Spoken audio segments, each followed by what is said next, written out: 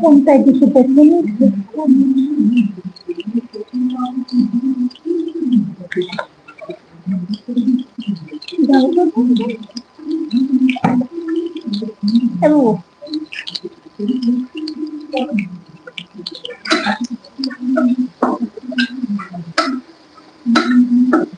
পেঁয়াজটা ভালো করে ভেজে নিলাম। এখন এর ভিতরে হলুদ, মরিচ, রসুন বাটা, জিরা বাটা সবকিছু দেওয়া আছে, এর মধ্যে আমি একসাথে দিয়ে দিলাম।